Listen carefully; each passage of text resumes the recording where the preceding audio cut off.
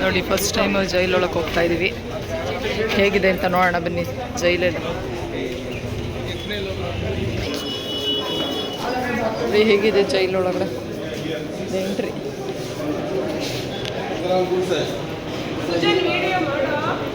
ಜೈಲೊಳಗೆ ಈ ಥರ ಇತ್ತೇನೋ. ಇದೊಂದು ಮ್ಯೂಸಿಯಮ್ಮು. ಸೊ ಇದರಲ್ಲಿ ಬ್ರಿಟಿಷರು ಸ್ವತಂತ್ರ ಹೋರಾಟಗಾರರಿಗೆ ಯಾವ್ಯಾವ ರೀತಿ ಕಷ್ಟ ಕೊಟ್ಟರು, ಯಾವ ರೀತಿ ಶಿಕ್ಷೆಗಳನ್ನು ಕೊಡ್ತಾಯಿದ್ರು ಅನ್ನೋದೆಲ್ಲ ಇಲ್ಲಿ ಡೀಟೇಲ್ಸ್ ಇದೆ. ಸೊ ಇದು ಅಂಡಮಾನ್ ನಿಕೋಬಾರ್ ಭಾರತದ ಸ್ವತಂತ್ರ ಸಂಗ್ರಾಮದಲ್ಲಿ ಅತ್ಯಂತ ಮಹತ್ವವಾದ ಪಾತ್ರ ವಹಿಸಿದಂತಹ ಪ್ರದೇಶ. ಇದು ಬ್ರಿಟಿಷರಿಂದ ಮೊದಲು ಸ್ವಾತಂತ್ರ್ಯ ಪಡೆದಂಥ ಪ್ರದೇಶ ಅಂತಲೇ ಹೇಳ್ಬೋದು. ಇಲ್ಲಿ ಸುಭಾಷ್ ಚಂದ್ರ ಬೋಸ್ ಅವರು ಭಾರತದ ಮೊದಲ ಪ್ರಧಾನಿಯಾಗಿ ಅಧಿಕಾರ ಸ್ವೀಕಾರ ಮಾಡಿದಂಥದ್ದು. ಎಲ್ಲ ಬುಕ್ಸ್ಗಳು.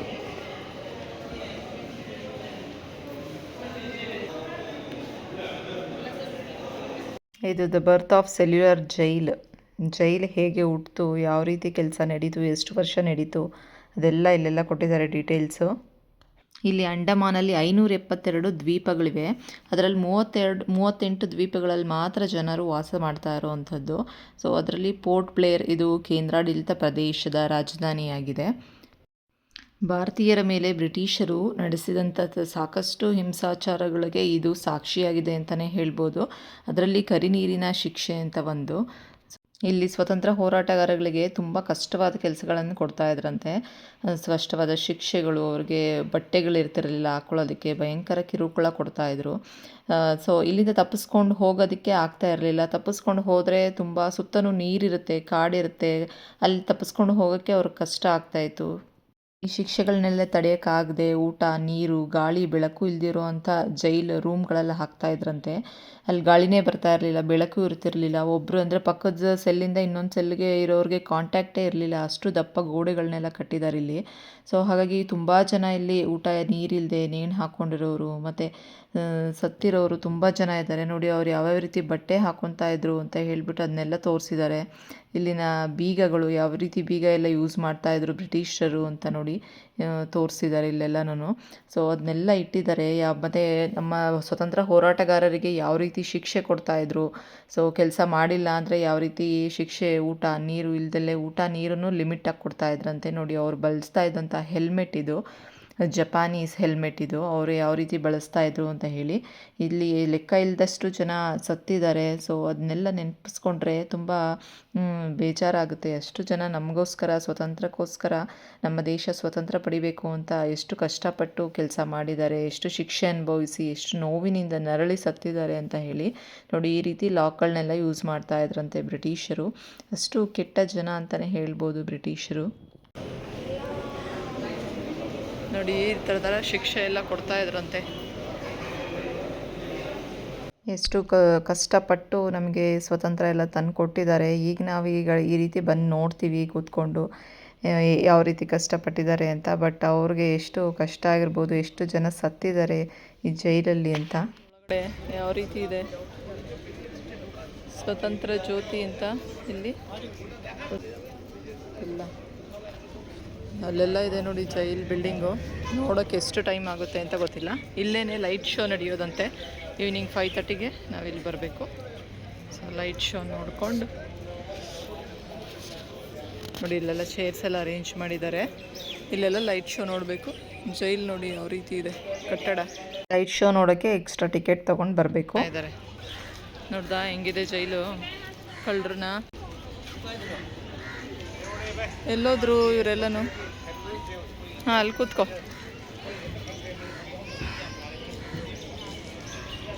ತುಂಬ ದೊಡ್ಡದಿದೆ ಜೈಲಿದು. ಇದ್ರೊಳಗೆಲ್ಲ ನೋಡೋಕೆ ಬಿಡ್ತಾರೆ ಅನಿಸುತ್ತೆ. ನೋಡಿ ಅಲ್ಲೆಲ್ಲ ಓಡಾಡ್ತಾ ಇದ್ದಾರೆ ಜನಗಳು. ನನ್ನ ಮಗುಗಾಗಲೇ ಓಡಾಡಿ ಸುಸ್ತಾಗಿದೆ. ನಮಗೂ ಕಾಲೆಲ್ಲ ವೆಟ್ಟಾಗಿ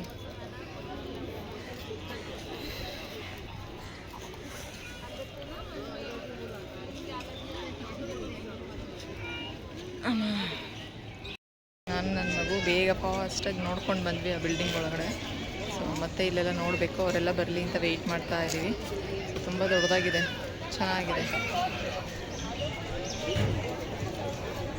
ಅಂಡಮಾನ್ ಅಂತ ಫಿಶಲ್ಲಿ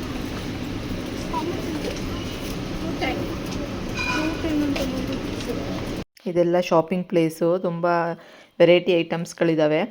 ಇದೆಲ್ಲ ಸೀಶೆಲ್ಲಲ್ಲಿ ಫಿಶ್ ಥರ ಡಿಸೈನ್ ಮಾಡಿ ಎಲ್ಲ ಎಕ್ಸಿಬಿಷನ್ ಥರ ಇಟ್ಟಿದ್ದಾರೆ. ತುಂಬ ಚೆನ್ನಾಗಿದೆ. ಮಕ್ಳಿಗೆ ಬೇಕಾಗಿರೋವಂಥವು ಶೋ ಪೀಸ್ಗಳು ತುಂಬ ಇದೆ. ಬಟ್ ಯಾವುದೇ ತಗೊಂಡ್ರು ಬರೀ ಕಾಸ್ಟ್ಲಿ. ಕವಡೆಲ್ಲಿ ಹೇಗೆ ಮಾಡಿದ್ದಾರೆ.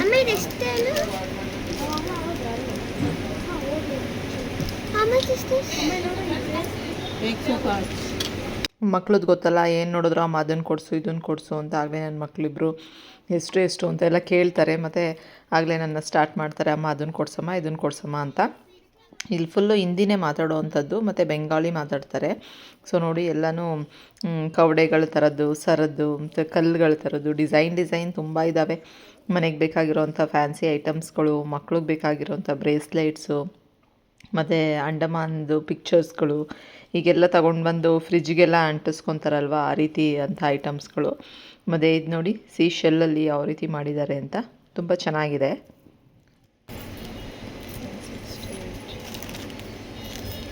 ರೇಟ್ ಹಿಂದೆನೇ ಐತೆ ನೋಡೋಕ್ಕಿತ್ತು. ನನ್ನ ಮಗಳಿಗೆ ದೊಡ್ಡವಳಿಗೆ ಗೊತ್ತಾಗುತ್ತೆ ರೇಟ್ ನೋಡ್ಬಿಟ್ಟು, ಅಮ್ಮ ಇಷ್ಟೊಂದು ಬೇಡ ಅಂತಾಳೆ. ಚಿಕ್ಕವಳಿಗಾದರೆ ಇನ್ನೂ ಗೊತ್ತಾಗಲ್ವಲ್ಲ, ಹಾಗಾಗಿ ಅಮ್ಮ ಅದನ್ನು ಕೊಡಿಸು ಇದನ್ನು ಕೊಡಿಸು ಅಂತ ಹಿಂಸೆ ಮಾಡ್ತಾ ಇರ್ತಾಳೆ. ತುಂಬ ಚೆನ್ನಾಗಿದಾವಲ್ಲ. ಶಂಖ ಎಲ್ಲ ಫಿಶ್ ನೋಡು ಚೆನ್ನಾಗಿ. ಇಲ್ಲೇ ರೇಟ್ ಇದೆ ನೋಡೋದ್ರಿಂದ ಬ್ಯಾಕ್ ಸೈಡ್ 525.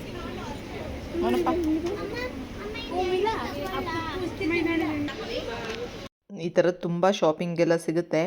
ಎಲ್ಲಿ ನಾವು ಬೋಟಲ್ಲಿ ಹೋಗ್ತೀವೋ ಅಲ್ಲೆಲ್ಲ ಈ ರೀತಿ ಶಾಪಿಂಗ್ದೆಲ್ಲ ಇಟ್ಟಿರ್ತಾರೆ. ಸೊ ನೋಡಿ ಎಲ್ಲಿ ಕಮ್ಮಿ ಇರುತ್ತೆ ಆ ರೀತಿ ಲಾಸ್ಟ್ ಡೇ ಶಾಪಿಂಗ್ ಮಾಡೋಣ ಅಂತ ಹೇಳಿ. ಸೊ ಇವತ್ತು ಇಲ್ಲಿ ಏನೂ ತೊಗೊತಾ ಇಲ್ಲ. ಮಕ್ಳುಗಳು ಸುಮ್ಮನೆ ಎಲ್ಲ ನೋಡಿ ಅದು ಬೇಕು ಇದು ಬೇಕು ಅಂತ ಹೇಳ್ತಿದ್ದಾರೆ. ಬಟ್ ಲಾಸ್ಟಿಗೆ ತೊಗೊಳ್ಳೋಣ ಅಂತ ಹೇಳಿ. ಆಗಿನ ಕಾಲದಲ್ಲಿ ಯಾವ್ಯಾವ ರೀತಿ ತಯಾರು ಮಾಡ್ತಿದ್ರು ಅಂತ ಹೇಳಿ, ಇದು ಆಯಿಲ್ ಮಿಲ್ಲು, ಅಂದರೆ ಎಣ್ಣೆ ಮಾಡೋವಂಥದ್ದು ಗಾಣದ ಮಿಷಿನ್ ಇರುತ್ತಲ್ವ, ಆ ರೀತಿದು ಯಾವ ರೀತಿ ಮಾಡ್ತಾ ಇದ್ದಾರೆ ನೋಡಿ.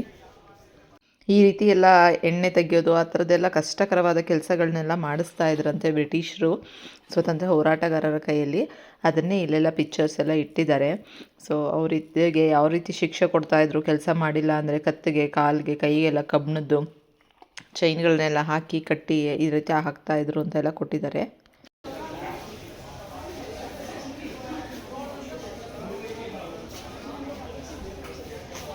ಪನಿಷ್ಮೆಂಟ್ ಡ್ರೆಸ್ ಮುಂಚಿನ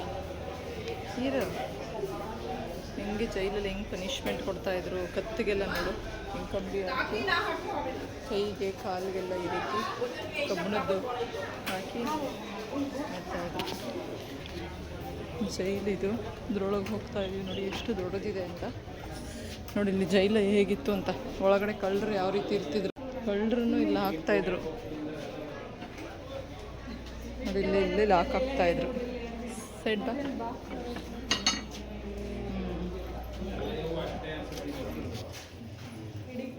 ನೋಡಿ, ಇದು ಜೈಲು ಈ ರೀತಿ ಇದೆ. ಏನು ಬಾಕ್ಸ್ ಇಟ್ಟಿದ್ದಾರೆ ಈಗ.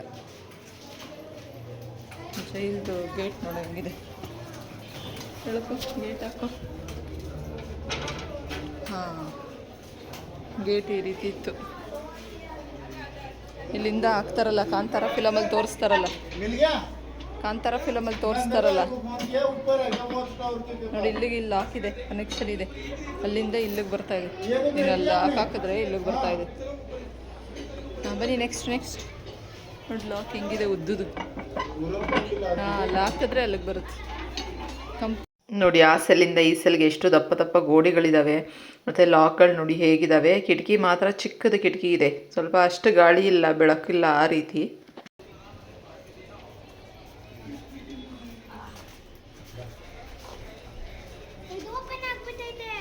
ಏನು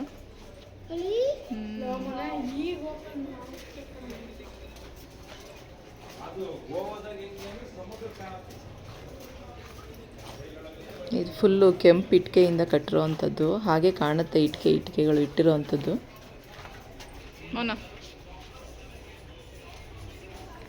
ಈ ರೀತಿ ಇದೆ ಜೈಲು. ಎಲ್ಲ ಇಟ್ಟಿಗೆಯಲ್ಲಿ ಕಟ್ಟಿರೋವಂಥ ಗೋಡೆಗಳು. ಎಲ್ಲನೂ ಹಂಗೆ ಅಷ್ಟೇ, ಎಲ್ಲನೂ ಇಟ್ಕೆಯಲ್ಲೇ ಕಟ್ಟಿರೋಂಥದ್ದು. ಹೇಗಿದೆ ನೋಡಿ ಮೇಲ್ಗಡೆ ಎಲ್ಲನೂ ಫುಲ್ ಇಟ್ಕಿದೆ. ಸಚ್ಚಿ ನಡುವೆ ಡ್ಯಾಶ್ ನೆಕ್ಸ್ಟ್ ನಡುವೆ ಯಾರಿಗೆ ಇಷ್ಟ ಆಗುತ್ತೆ.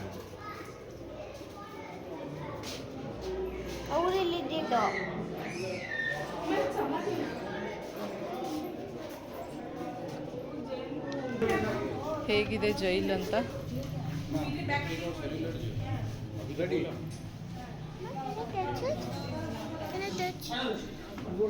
ಫುಲ್ ಜೈಲ್ ಈ ರೀತಿ ಇಲ್ಲ, ಬರೀ ಒಂದು 2 ಲೈನ್ ಮಾತ್ರ ಇದೆ ನಾವು ಇವಾಗ ನೋಡ್ತಾ ಇರೋದು. ಬ್ಯಾಕ್ ಸೈಡ್ದೆಲ್ಲ ಬಾಂಬ್ ಹಾಕಿ ಅದೆಲ್ಲ ಡೆಸ್ಟ್ರಾಯ್ ಆಗಿದೆ. ಮೊನ್ನು ಡೋಂಟ್ ಟಚ್.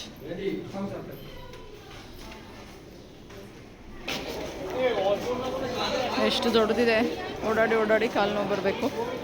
ಸೊ ಸೇಮ್ ಎಲ್ಲ ಒಂದೇ ಥರನೇ ಇದೆ. ಸೊ ನೋಡಿ ಎಷ್ಟು ಜನ ಇದ್ದಾರೆ ಅಂತ ಇವತ್ತಂತೂ.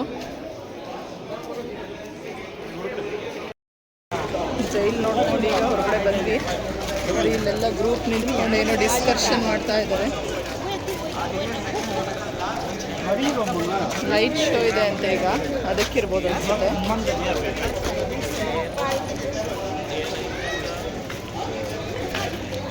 ಇಲ್ಲಿ ಮೇಲೆಲ್ಲ ಹತ್ತೋಗ್ಲಿಲ್ಲ, ಮಕ್ಕಳು ಓಡಾಡೋಕ್ಕೆ ಸ್ವಲ್ಪ ಕಷ್ಟ ಆಯಿತು. ಹಾಗಾಗಿ ಇದರ ಮೇಲ್ಗಡೆ ಫುಲ್ಲು 3rd ಫ್ಲೋರಲ್ಲಿ ಹೋಗಿ ನೋಡಿದ್ರೆ ಅಲ್ಲಿ ಬೀಚ್ ಕಾಣುತ್ತಂತೆ. ಇಲ್ಲಿಂದ ಬೀಚ್ಗೂ ಅವ್ರನ್ನ ತಳ್ತಾ ಇದ್ರು ಅಂತ ಅಂದ್ಬಿಟ್ಟು. ಸೊ ನೆಕ್ಸ್ಟ್ ಲೈಟ್ ಶೋನಲ್ಲೆಲ್ಲ ಹೇಳ್ತಾರೆ. ಹೋಗಿದ್ರಾ? ಹೋಗಿಲ್ಲ ಇದಕ್ಕೆ.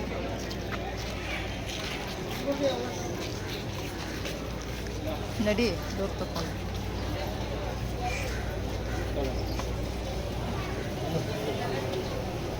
ಓ ಇದು ಎ ಸಿ ರೂಮು.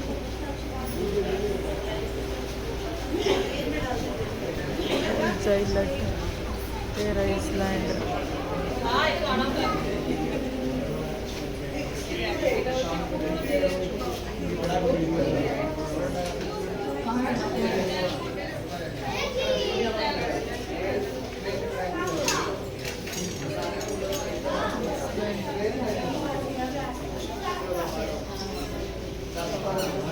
ಅಂಡಮಾನಲ್ಲಿ ಬರೀ ಗೌರ್ಮೆಂಟ್ ಆಫೀಸರ್ಸೇ ತುಂಬ ಜಾಸ್ತಿ ಇದೆ. ಮಿಲಿಟರಿದಾಗಿರ್ಬೋದು, ಏರ್ ಫೋರ್ಸ್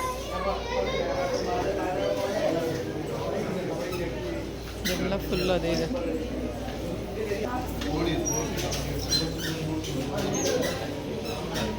ಫುಲ್ ಎಷ್ಟಿದೆ ಅಂತ ನೋಡೋದಕ್ಕೆ ಸುಮಾರಿದೆ ನೋಡೋದಕ್ಕೆ. Government high school Port Blair, tennis progress.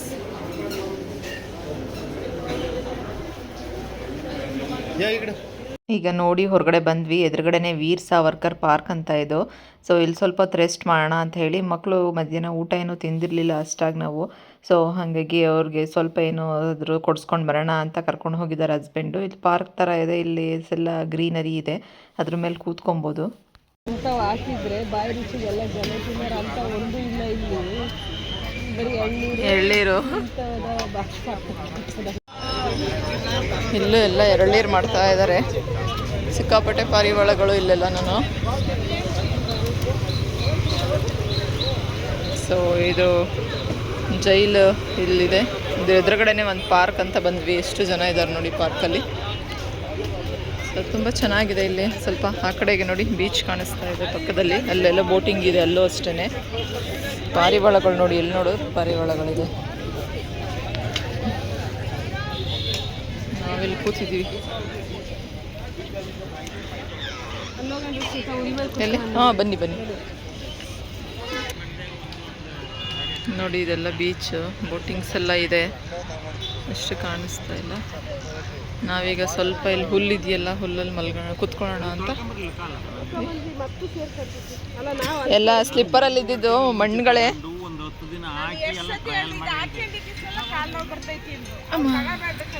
ಕುತ್ಕೊಂಡ್ವಿ ಈಗ, ಕುತ್ಕೊಂಡಿಲ್ಲೆಲ್ಲನು.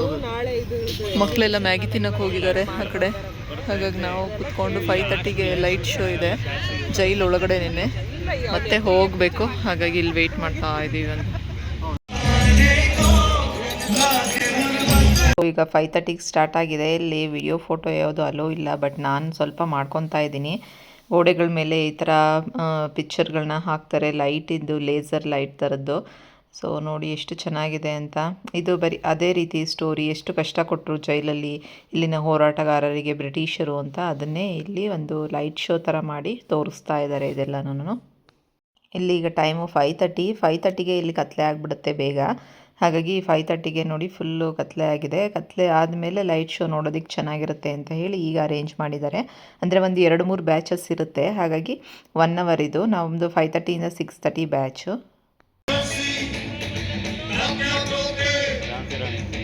ಅಂಡಮಾನ್ ವಿಸಿಟ್ ಮಾಡಿದ್ರೆ ಇದೆಲ್ಲ ನೋಡ್ಬೋದು, ತುಂಬ ಚೆನ್ನಾಗಿದೆ. ಸೊ ನನ್ನ ಮಗಳಂತೂ ಇಲ್ಲಿ ಭಯ ಆಗ್ತಿದೆ, ಇಲ್ಲಿ ಎಷ್ಟೊಂದು ಜನ ಸತ್ತಿದ್ದಾರಲ್ಲ ಅಮ್ಮ, ಬೇಗ ಹೋಗೋಣ ಇಲ್ಲಿಂದ ಅಂತ ಹೇಳ್ತಾ ಇದ್ಲು. ಈಗ ಟೈಮು 6:30, 1 ಅವರಲ್ಲಿ ಮುಗೀತು. ಇದೆಲ್ಲ ಬೀಚ್ ಸೈಡು, ಅಲ್ಲೆಲ್ಲ ಶಾಪಿಂಗು ಇದೆಯಂತೆ. ಸೊ ಕ್ಯಾಬ್ ಅವ್ರು ಹೇಳಿದ್ರು ಶಾಪಿಂಗ್ ಇದೆ, ಬೇಕಂದರೆ ಅಲ್ಲಿ ಹೋಗ್ಬೋದು ನೀವು ಅಂತ ಹೇಳಿ. ಸೊ ಈಗ ನಾವು ನೋಡೋಣ, ಟೈಮ್ ಇದ್ದರೆ ಹೋಗೋಣ, ಎಲ್ಲರಿಗೂ ಸುಸ್ತಾಗಿದೆಯಲ್ಲ, ಸೊ ಬೆಳಗ್ಗೆಯಿಂದ ಓಡಾಡಿ ಅಂತ ಹೇಳಿ. ಸೊ ನೆಕ್ಸ್ಟ್ ಏಜೆನ್ಸಿಯವರು ಇಲ್ಲಿ ಬಂದಿದ್ದಾರೆ. ಸೊ ಅವರೆಲ್ಲ ಡೀಟೇಲ್ಸ್ ಹೇಳ್ತಿದ್ದಾರೆ, ನಾಳೆ ಎಷ್ಟು ಗಂಟೆಗೆ ರೆಡಿ ಆಗಬೇಕು, ಮಾರ್ನಿಂಗ್ ಫೆರಿ ಇದೆ ಅಂತ. Hi hello friends, good morning, welcome back to my YouTube channel. ಇವತ್ತು ಅಂಡಮಾನಿಂದ ಸೆಕೆಂಡ್ ಡೇ ಸ್ಟಾರ್ಟ್ ಮಾಡ್ತಾ ಇದ್ದೀವಿ. ಈಗ ಟೈಮ್ 5 ಗಂಟೆ ನೋಡಿ, ಬೆಳಗಿನ ಜಾವ. ಎಷ್ಟು ಬೇಗ ಬೆಳಕಾಗುತ್ತೆ ಅಂದರೆ ಇಲ್ಲಿ 5 ಗಂಟೆಗೆ ಕತ್ಲೆ ಆಗುತ್ತೆ, 5 ಗಂಟೆಗೆ ಬೆಳಕಾಗುತ್ತೆ. ಸೊ ಇವಾಗ ಹೊರಡಬೇಕು ನಾವು 6 ಗಂಟೆ ಅಷ್ಟರಲ್ಲಿ. ಹಾಗಾಗಿ ಈಗ 5:15 ಆಗಿದೆ, ಎದ್ದು ರೆಡಿ ಆಗಿದ್ದೀವಿ. ನೋಡಿ ಎಷ್ಟು ಬೆಳಕಾಗಿದೆ ಅಂತ.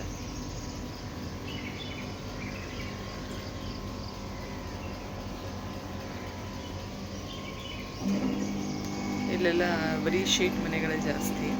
ಸೊ ಇದು ಅಷ್ಟೇ, ಹೋಟೆಲ್ ತುಂಬ ಚೆನ್ನಾಗಿದೆ. ಸೊ ನೆನ್ನೆ ಇದ್ರ ಬ್ಯಾಕ್ ಸೈಡೇ ಏರ್ಪೋರ್ಟ್ ಇರೋವಂಥದ್ದು. ಹತ್ತಿರ ಏರ್ಪೋರ್ಟು ಅಷ್ಟೇ, ತುಂಬ ಚಿಕ್ಕದಾಗಿದೆ ಏರ್ಪೋರ್ಟು. ಹಿಂಗೆ ಸೆಕ್ಕಿನಾಗಿ ಒಳಗಡೆ ಹೋದರೆ ಅಲ್ಲೇ ಏರ್ಪೋರ್ಟು. ಬ್ಯಾಂಗ್ಳೂರು ಏರ್ಪೋರ್ಟ್ ಥರ ಅಷ್ಟು ದೊಡ್ಡದಿಲ್ಲ ಇದು. ಸೊ ಚೆನ್ನಾಗಿದೆ. ಇವತ್ತು ಕ್ರೂಸಲ್ಲಿ ಹೋಗ್ತಾ ಇದ್ದೀವಿ, ಯಾವುದೋ 2 ಐಲ್ಯಾಂಡ್ಗೆ ಹೋಗಬೇಕು. ಸೊ ಹಾಗಾಗಿ ಹೋಟೆಲಲ್ಲಿ ಸ್ವಲ್ಪ ಬ್ರೇಕ್ಫಾಸ್ಟ್ ಎಲ್ಲ ಪ್ಯಾಕ್ ಮಾಡಿಕೊಡ್ತಾರೆ, ಇಷ್ಟೊತ್ತಿಗೆ ತಿನ್ನೋಕ್ಕಾಗಲ್ವಲ್ಲ, ಹಾಗಾಗಿ ತಗೊಂಡು ಹೋಗಿ ಫೆರಿಲೇ ತಿನ್ಬೇಕು ನಾವು. ಸೊ ಈಗ ಎಲ್ಲ ರೆಡಿ ಆಗ್ತಿದ್ದಾರೆ. ನಾನು ಎದ್ದು ರೆಡಿಯಾಗಿ ಮಕ್ಕಳನ್ನೆಲ್ಲ ರೆಡಿ ಮಾಡಿ ಈಗ ಎಲ್ಲ ಲಗೇಜ್ ಎಲ್ಲ ಪ್ಯಾಕ್ ಮಾಡಿ, ಇದು ಇವತ್ತು ಮತ್ತೆ ಅಲ್ಲೇ ಸ್ಟೇ ಮಾಡ್ತೀವಿ, ಹಾಗಾಗಿ ಈ ಹೋಟೆಲ್ ಇರಲ್ಲ. ಸೊ ಲಗೇಜ್ ಎಲ್ಲ ತಗೊಂಡು ಹೋಗಬೇಕು. ಸೊ ನಮ್ಮದು ಇವತ್ತು ವೈಟ್ ಕಲರ್ ಔಟ್ಫಿಟ್.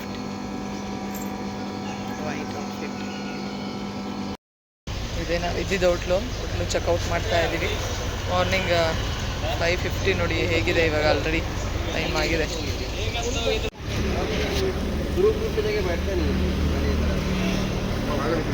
ಕ್ರೂಸ್ ಒಳಗಡೆ ಹೋಗಬೇಕಾದ್ರೆ ಇಲ್ಲಿ ಚೆಕ್ಕಿಂಗ್ ಇರುತ್ತೆ, ಮತ್ತು ಟಿಕೆಟು ಮಾಡಿಸ್ಕೊಂಡಿರಬೇಕು. ಸೊ ಹಾಗಾಗಿ ಈಗೆಲ್ಲ ಕ್ಯೂನಲ್ಲಿ ನಿಲ್ತಿದ್ದೀವಿ. ನೋಡಿ ಇಷ್ಟು ಜನ ಇದ್ದಾರೆ. ನಮ್ಮದು ಎಲ್ಲ ಲಗೇಜ್ ಎಲ್ಲ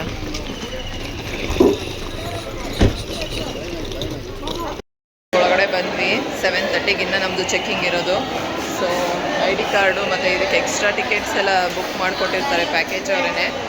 ಸೊ ಅದನ್ನು ತಗೊಂಡು ನೋಡಿ ಎಷ್ಟು ಜನ ಇದ್ದಾರೆ ಅಂತ. ನಮ್ಮದಿನ 7:30ಗಲ್ವಾ, ಸೊ ಹಾಗಾಗಿ ನಾವಿಲ್ಲೇ ವೆಯ್ಟ್ ಮಾಡ್ತಾ ಇದ್ದೀವಿ. ಅಲ್ಲಿ ಲಗೇಜ್ ರೂಮು, ನಮ್ಮ ಲಗೇಜ್ ಎಲ್ಲ ಇಲ್ಲೇ ತರಬೇಕು ನಮ್ಮ ಜೊತೆನೇ. ಹೋಟೆಲವರು ಬ್ರೇಕ್ಫಾಸ್ಟು ಎಲ್ಲ ಪ್ರಿಪೇರ್ ಮಾಡಿಕೊಟ್ಟಿದ್ದಾರೆ. ಬ್ರೇಕ್ಫಾಸ್ಟು ಅಂದರೆ ರೆಡಿ, ಬಿಸ್ಕೆಟು, ಬಾಳೆಹಣ್ಣು, ಮೊಟ್ಟೆ, ಏನೋ ಬ್ರೆಡ್, ಸ್ಯಾಂಡ್ವಿಚ್ ಏನೋ ಕೊಟ್ಟಿದ್ದಾರೆ. ಸೊ ಫೆರಿಯಲ್ಲೇ ಜ್ಯೂಸ್ ಕೊಟ್ಟಿದ್ದಾರೆ ಅನಿಸುತ್ತೆ. ಫೆರಿಲೇ ನಾವು ಕುತ್ಕೊಂಡು ಈಗೆಲ್ಲ ಇಲ್ಲೂ ಅಷ್ಟೇ ಸೆಕ್ಯೂರಿಟಿ ಇರುತ್ತೆ, ಚೆಕ್ಕಿಂಗ್ ಇರುತ್ತೆ. ಎಷ್ಟು ಕ್ಯೂ ಇದ್ದಾರೆ, ಲೇಡೀಸೇ ತುಂಬ ಜಾಸ್ತಿ ಇದ್ದಾರೆ. ಸೊ ಇಲ್ಲಿ ಬೇಕಂದರೆ ಏನಾದ್ರು ತೊಗೊಂಡು ತಿನ್ಬೋದು. ಇದು entrance, boarding, gate 1 and 2 security checking. ಇದು ಕ್ರೂಸ್ಗೆ ಹೋಗೋದಕ್ಕೆ ವೆಯ್ಟಿಂಗ್ ಏರಿಯಾ ಇದು. ನಾವು ಚೆಕ್ಕಿನ್ ಎಲ್ಲ ಮಾಡಿಕೊಂಡು ಬ್ಯಾಗೇಜ್ ಎಲ್ಲ ಚೆಕ್ ಮಾಡಿಕೊಂಡು ಸೊ ಇಲ್ಲಿಂದ ಬಂದ್ವಿ. ಈಗ ಫೆರಿ ಅಲ್ಲಿದೆ, ಹೋಗಬೇಕು. ಸೊ ನಮ್ಮದು 7:45 ಇರೋವಂಥದ್ದು. ಫೆರಿವಲ್ಲಿ ಹೋದರೆ 9:30 ಆಗುತ್ತಂತೆ ಅಲ್ಲಿ ರೀಚ್ ಆಗುವಂಥದ್ದು. ಸೊ ಫಸ್ಟ್ ಟೈಮ್ ಹೋಗ್ತಾ ಇರೋದು, ತುಂಬ ಎಕ್ಸೈಟೆಡ್ ಇತ್ತು.